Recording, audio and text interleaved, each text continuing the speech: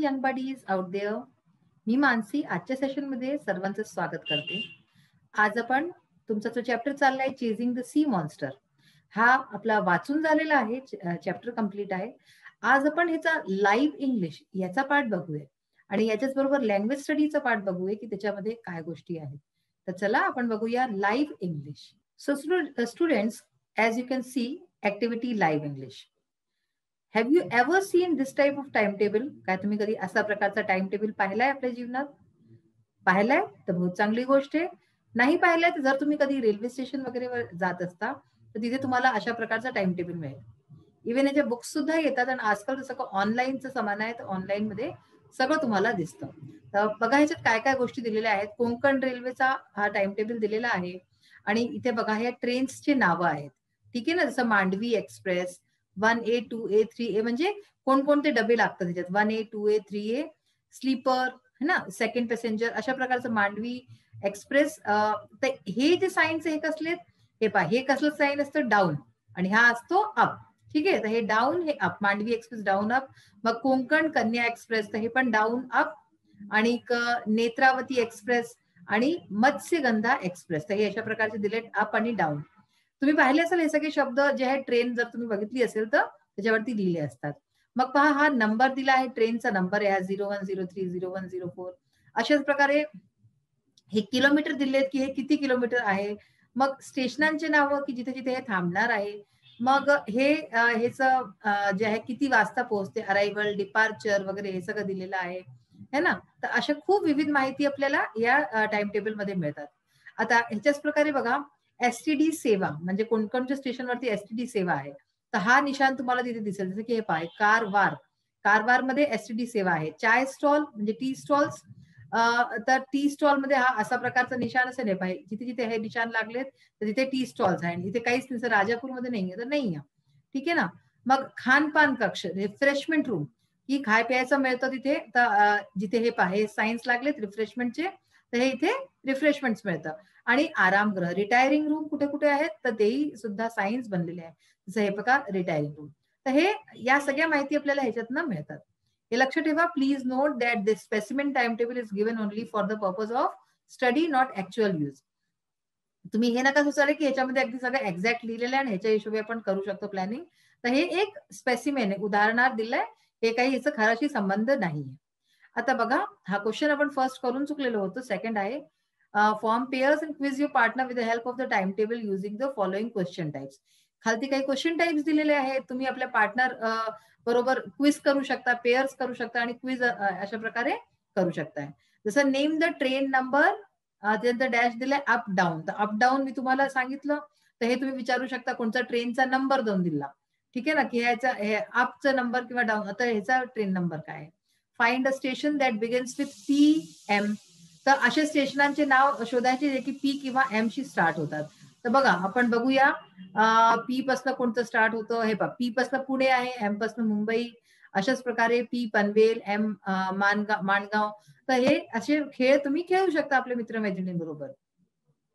Find a train that leaves at. तर इथे तुम्ही एक ट्रेनचं नाव देऊन द्या की जे इतक्या वाजता लिव्ह होते. अराइव्ह, लिव्ह म्हणजे सोडते स्टेशन, अराइव्ह म्हणजे पोहोचते.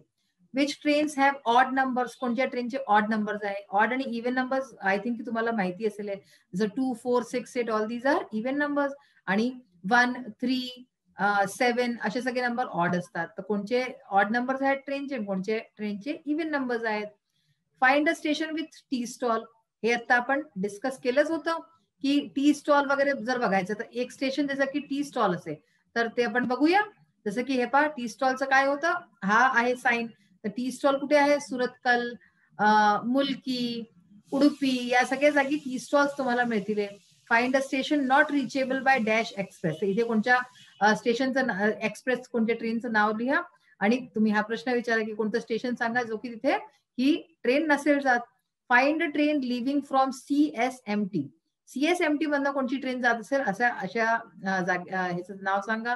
तर CSMT बघा, मुंबई SCMT. ठीक आहे ना. तर हे 7:05 21:45. तर हे सगळे 4 ट्रेन आहेत जे की इथून जातात किंवा येतात. तर मांडवी एक्सप्रेस आणि कोकण कन्या एक्सप्रेस ह्याचे तुम्ही नावं लिहू शकता. तर अशा प्रकारे तुम्ही हे सॉल्व्ह करू शकता. फार मजेदार गंमतदार गेम आहे जो आपल्या मित्रमैत्रिणींबरोबर खेळू शकता. अशाच प्रकारे बघा, download the train time table app on your parents mobile. आपल्या पॅरेंट्सच्या मोबाईलमध्ये तुम्ही कोणता अशा प्रकारचा ऍप जो आहे डाउनलोड करा विथ देअर परमिशन, त्यांच्या परमिशन घेऊन. असं नाही की आपल्या मनाने करायचं. From play store. Play store मध्ये असे खूप तुम्हाला ऍप्स मिळून जातील. Find the trains, the fair, तर त्या ट्रेनचे नावं बघा. फेअर म्हणजे काय, भाडं किती लागतं, स्टेशन कोणकोणते आहेत, time taken for the journey.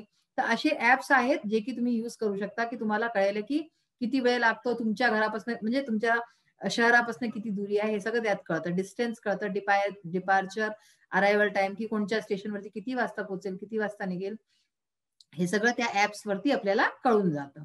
आता बघा, plan a railway journey for your family friends using the app. तर अशा प्रकारच्या ऍपचा युज करून तुम्ही रेल्वे जर्नी सुद्धा प्लॅनिंग करू शकताय. बघा इथे हे लोक काय म्हणतात ते, do they allow us to travel by train, है ना. हा म्हणतोय की काय ते आपल्याला ट्रेननी जाऊ देतील. I prefer to fly. तर हे तर पॅरेट आहे. पॅरेट काय म्हणाले की आय प्रिफर टू फ्लाय, मी उडणं प्रिफर करेन. हे पहा, ही जी आहे ही बघतीये ना time table. Let's go on a long journey. I want to see what the sleeper coach looks like. तर हा म्हणतोय की चला आपण कोणत्या लंब्या जर्नीवरती चालू, मला बघायचंय की स्लीपर कोच कसा दिसतो. तर हा म्हणतो I want to travel in a 2 tier compartment. तर हे मी तर 2 टायर कंपार्टमेंट मध्ये ट्रॅव्हल करणं चाहतोय. अशा प्रकारचे हे लोक गोष्टी करतात. आता बघा, most important part, language study. I always say की लँग्वेज जो आहे तो मोस्ट इम्पॉर्टंट पार्ट आहे. कारण की ग्रामर बिना, लँग्वेज बिना सगळं व्यर्थ आहे. जर तुम्हाला ग्रामर नीट नाही आहे, सेंटेन्स फॉर्मेशन वगैरे सगळं जे आहे all depends on the language part, grammar part. ठीक आहे ना. तर म्हणून ह्याच्या जेही काही गोष्टी सांगितल्या जातात त्या नीट प्रकारे तुम्ही समजून घ्या, तर तुम्हाला पुढपर्यंत कामास येतील. Consider the following sentences. पाहिजे काही सेंटेन्स दिलेत. We gasped, we stood mute and motionless, I was surprised, I was observing the phenomenal creature. The cannoneer fired a shot. They shall hit the animal. ठीक आहे, sentences वाचले आपण. If you try to find the subject and object in these sentences. तर या sentences मध्ये जर आपण subject आणि ऑब्जेक्ट पाहायचा प्रयत्न करायचा केला तर you will notice that all these sentences have subjects. तर सब्जेक्ट्स तर सगळ्यांमध्ये आहे. We, I, the cannoneer, the shell. ठीक आहे ना. But there are no objects in सब सेंटेन्सेस. पण कोणत्या कोणत्या सेंटेन्सेस मध्ये कोणती ऑब्जेक्टच नाही आहे. जसं की वी गॅस्ड, ह्याच्यामध्ये कुठे ऑब्जेक्ट आहे, याच्यात ऑब्जेक्टच नाही आहे. ठीक आहे. मग we stood mute and motionless, ह्याच्यामध्येही नाही आहे. मग आय वॉज सरप्राइज्ड, कुठे आहे याच्यामध्ये. तर अशा प्रकारे आहे. Some verbs do not need objects. तर कोणते कोणते वर्ब्स असे असतात, क्रिया शब्द असे असतात ज्यांना ऑब्जेक्टची गरज नसते. For example, consider these sentences. बघा आता हे सेंटेन्स, बर्ड्स फ्लाय. ठीक आहे ना. तर birds fly in the sky जर असं असेल तर मग त्याच्यात ऑब्जेक्ट आहे birds fly in the sky. Sky हा झाला. द एग फेल डाऊन, त्याच्यामध्ये हे सगळे जे अंडरलाइंड आहेत हे वर्ब्स आहेत. Fly, the egg fell down, की एग जो होता तो पडला खालती, तर fell. The balloon rose in the sky, rose. The baby smiles all the time, smiles. तर हे सगळे जे आहेत हे वर्ब्स आहे आणि ना जे आहे ऑब्जेक्टची जरूरत नाहीये. द वर्ब्स फ्लाय, फेल जो की फॉलचा एक पार्ट आहे. रोज जो की राईज चा एक जो आहे प्रकार आहे. Smiles. In these sentences do not have any objects. तर कोणतेही ऑब्जेक्ट्स नाही ह्याच्यामध्ये. They are known as intransitive verbs. तर ह्यांना काय म्हणतात, ज्यांच्यामध्ये वर्ब असतं पण त्याच्यामध्ये कोणतं ऑब्जेक्ट नसतो. They are known as intransitive verbs. Now read the following sentences. बघा आता, he is writing a book. ठीक आहे. सब्जेक्ट ही झालं, इज रायटिंग वर्ब आहे आणि अ बुक ऑब्जेक्ट आहे. She answers all the questions. She subject झाला, आन्सर्स वर्ब आहे, ऑल द क्वेश्चन्स ऑब्जेक्ट आहे. मग आहे the dog ate the biscuit. The dog subject, ate verb, object झालं बिस्किट. तुम्हाला लक्षात करा दो, ऑब्जेक्ट काय असतं, जे की आपल्या सेंटेन्स मध्ये सब्जेक्ट झालं, वर्ब झालं. आता वर्ब जो आहे तो त्याचा प्रभाव कशावरती पडतोय ते असतं ऑब्जेक्ट. जसं एट, काय खाल्लं, बिस्किट खाल्लं. रायटिंग, तर काय लिहितोय, बुक लिहितोय. ठीक आहे ना. Thus all these verbs have an object, they are known as transitive verbs. तर अशा प्रकारचे सेंटेन्स ज्यांच्यामध्ये ऑब्जेक्ट असतात त्यांना ट्रान्झिटिव्ह वर्ब्स म्हणतात आणि ज्याच्यामध्ये नसतात त्यांना इनट्रान्झिटिव्ह वर्ब्स असं प्रकारचं म्हणतात. आता बघा इथे हे आहे काही दिलेले आहे गो, तर go to sleep, go home, go in, go out, go right left, go through, go mad, go by bus, go fast, अशा प्रकारचे काही दिलेले आहेत. तर हे 2 minutes ऑफ ओरल वर्क हे पण आपण पाहूया. Now let's see the live English exercise. There was question number 4. List words related to railway, bus, journey. For example, passengers, advance booking, boarding, etc. तर आपल्याला रेल्वे किंवा बस जर्नीशी रिलेटेड काही शब्द लिहायचे आहेत. जसे की याच्यात दिला आहे पॅसेंजर, ठीक आहे ना, ऍडव्हान्स बुकिंग, बोर्डिंग, तर असे अनेक शब्द लिहायचे आहेत आपल्याला बघा. Luggage, hold all, water bottle, tourist spots, ticket, ticket checker, seat, 3 tyre railway coach, safe travelling, light travelling, reserved seats, the fair, fair म्हणजे भाडं, ई तिकीट एटसेट्रा. हे सगळे शब्द जे आहे आपले रेल्वे आणि बस जर्नीशी संबंधित आहेत. मग आहे आपला क्वेश्चन 5 होता लाईव्ह इंग्लिशचा. Write the opposite word phrase in the following pairs. तर इथे आपल्याला काही याचे अपोजिट्स लिहायचे आहेत, अँटोनिम्स. Arrival, departure. अरायव्हल म्हणजे काय, पोहोचणं कुठे, आणि डिपार्चर म्हणजे निघणं. बोर्ड, गेट ऑफ, अलाइट, ठीक आहे ना. बोर्ड म्हणजे आपण ट्रेन मध्ये बसतो ना, तर we board on the train. आणि गेट ऑफ, अलाइट याचं म्हणजे की उतरणं. Get on, get down. Reserved, unreserved, आपण रिझर्वेशननी जातो, that is reserved. We have reserved seat, ठीक आहे ना, आपली रिझर्व्ड सीट असते. पण काही काही लोक बिना रिझर्वेशनचे जातात, तर ते unreserved. Current booking, advance booking. Current बुकिंगचा काय अर्थ झाला की मला उद्या परवाच निघायचं, तर मी तुरंत करंट बुकिंग मध्ये करवेन. त्याच्यात पैसे खूप जास्त लागतात, पण होऊन जातं त्याच्यातही. आणि ऍडव्हान्स बुकिंग तर आजकाल 4-4 महिने आधीची बुकिंग असते ऍडव्हान्स बुकिंग मध्ये, की आपल्याला कुठे जायचं तर आपण 4 महिने आधी बुकिंग करून घेतो. हे ट्रेन्सची गोष्ट सांगतेय मी. अप, डाऊन, ठीक आहे. मग आहे लँग्वेज स्टडी जे आपण आता वाचवतो. 2 minutes of oral work. Write as many words as possible that go with the following verbs. There are some verbs written here and we have to write words related to it. See, this exercise is very important. तुम्हाला पुढे जाऊन मी आधी पण सांगितलं होतं, तुमचा web chain सारखं येतं, ठीक आहे ना, वेब डायग्राम बनवायचा असतो, त्याच्यामध्ये हे अशा प्रकारचे प्रश्न येतात. बघा, मेक. मेक म्हणजे काय, काही बनवणं. तर काय मेक असतं, make tea, make a decision म्हणजे निर्णय घेणं. Make space, make money, make out, make design, make a habit, make fun. Okay. Next is catch. Catch म्हणजे काय, पकडणं काही वस्तू.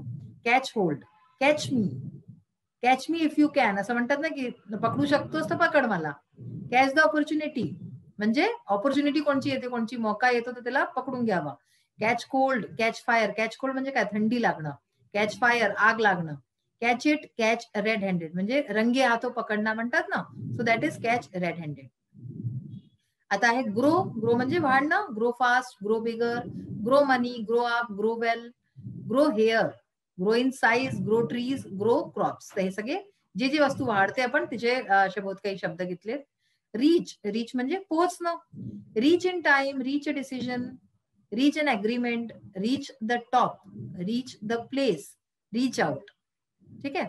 आणि लास्ट इज टेक. तर टेक पासून काय बघा, टेक रेस्ट म्हणजे आराम घ्या. टेक ऍक्शन, काही ऍक्शन घ्या, काही म्हणजे कोणतं काही असलं की आपण ऍक्शन घेतो, काही की आपल्याला हे करायचं आहे आता. Take admission, take to swimming, take lessons, take interest, take time. Get बघा आता, get happiness, get ready. Get म्हणजे काय, कोणती वस्तू. जेव्हा गेट हॅपीनेस म्हणजे की खुशी, खुशी घ्या. गेट रेडी, तयार होऊन जा. गेट रेस्ट, आराम करा. Get sleep, get confuse, get it, get well, get up, get cold, get going, ठीक आहे.